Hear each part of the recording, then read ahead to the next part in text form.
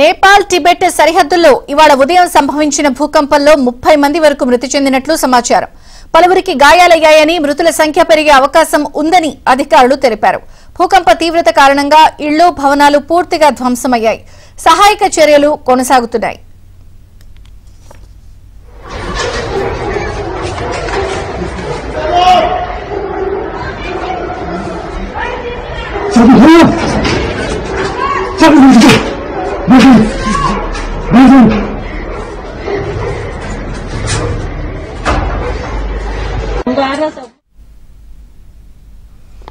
ఇవాళ ఉదయం 6:30 గంటలకు హిమాలయం దేశం నేపాల్ను భారీ భూకంపం వణికించింది.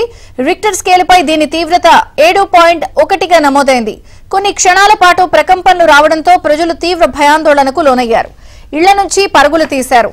నేపాల్ టిబెట్ సరిహద్దుకు 93 కిలోమీటర్ల దూరంలో ఉన్న లుబూచే ప్రాంతంలో భూకంపం సంభవించింది. టిబెట్లోని షిజాంగ్లో 10 కిలోమీటర్ల లోతులో భూకంప కేంద్రాన్ని గుర్తించారు. దీని తీవ్రతతో నేపాల్ రాజధాని కాఠ్మాండు సహా పలు జిల్లాల్లో ప్రకంపనలు సంభవించాయి.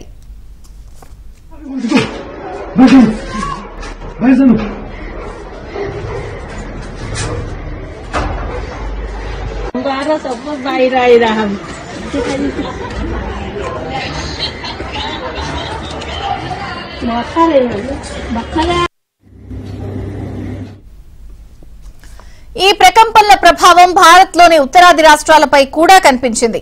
ఢిల్లీ, ఎన్సీఆర్, పశ్చిమ బెంగాల్, బీహార్ సహా పలు ప్రాంతాల్లో భూమి కంపించింది. ఢిల్లీ, ఎన్సీఆర్ ప్రాంతాల్లో తీవ్ర ప్రకంపనలు నమోదయ్యాయి. బీహార్లోని పాట్నాతో పాటు పలు జిల్లాల్లో ప్రకంపనలకు ప్రజలు భయాందోళనలకు లోనయ్యారు.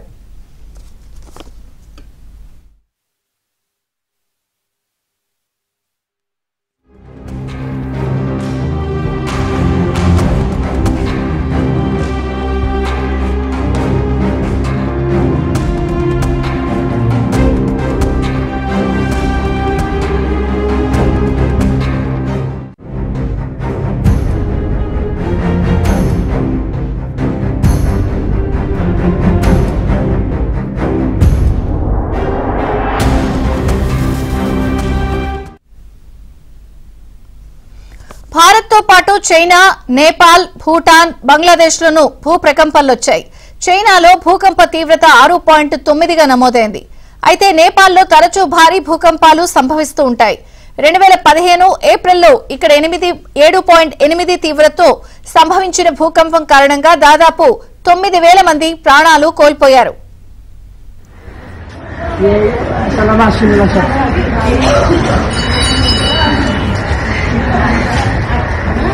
Oye, Elena.